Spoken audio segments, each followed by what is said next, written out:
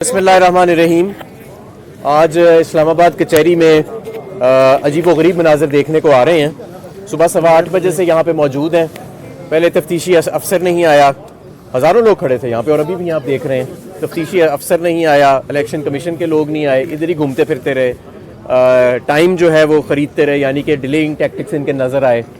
उसके बाद कल जो ऑनरेबल जज साहब ने फ़िज़िकल रिमांड कैंसिल की थी, जिस्मानी रिमांड को मुस्तरद किया था, आज इलेक्शन कमीशन ने उसके ख़िलाफ़ एक रिव्यू पटिशन डाल दी सेशंस जज के आगे।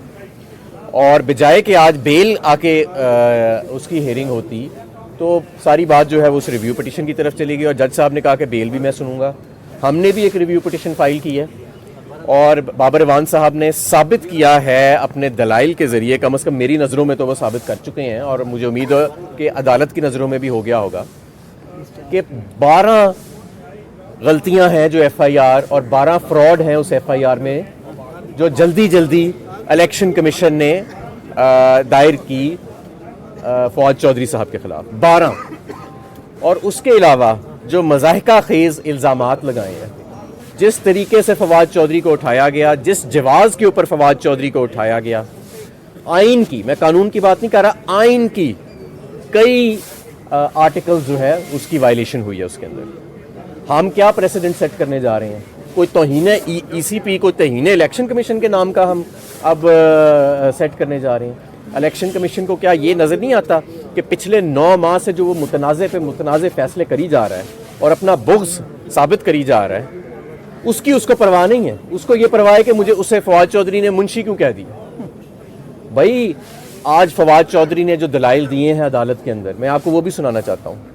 फवाद चौधरी ने कहा मैं अपने बयान पर कायम हूँ क्योंकि मैंने जो बयान दिया वो कानून और आइन के ऐन मुताबिक है और वो पाकिस्तान में आज़ादी राय के लिए है और इलेक्शन कमीशन की गैर जानिबदारी को यकीनी बनाने के लिए मैंने दिया।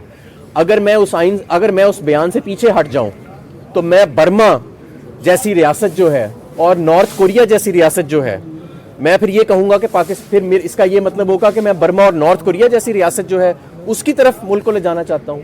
मैंने तो बात की कि इलेक्शन कमीशन जो है वो गैर जानिबदार होना चाहिए और अगर वो गैर जानिबदार नहीं होएगा तो कानून की गिरफ्त में वो आएगा, क्योंकि कानून जो है वो वाज़े तौर पे आइन इलेक्शन कमीशन की गैर जानिबदारी की बात करता है। दूसरी बात उन्होंने ये की फवाद चौधरी साहब ने कि इस वक्त मुल्क के अंदर जो क्राइसिस है वो डंडे के ज़ोर से हल नहीं हो सकता। आप डंडे के ज़ोर से अरबाब इख्तियार इलेक्शन कमीशन अपनी इज़्ज़त कराना चाह रही हैं लोगों से, ऐसे इज़्ज़त नहीं होती। ना इदारों की होती है, ना शख्सियात की होती है, ना निज़ाम की होती है। अगर आप अपनी इज़्ज़त कराना चाहते हैं तो अपने एक्शंस के ज़रिए कराइए, अपने फ़ैसलों के ज़रिए कराइए, मुतनाज़ा फ़ैसले करके, इंसानी हकूक़ का जनाजा निकाल के, लोगों को थानों से फिर अनडिस्क्लोज लोकेशंस में ले जाके बुरहना करके उनको तशद्दुद करके कोई आपकी इज़्ज़त नहीं करेगा। इज़्ज़त आपने करनी है तो डंडा नीचे रखें और कानून और आइन के मुताबिक चलें। और हम इमरान खान साहब के सिपाही हैं, हम अल्हम्दुलिल्लाह एक जहाद पे निकले हुए हैं।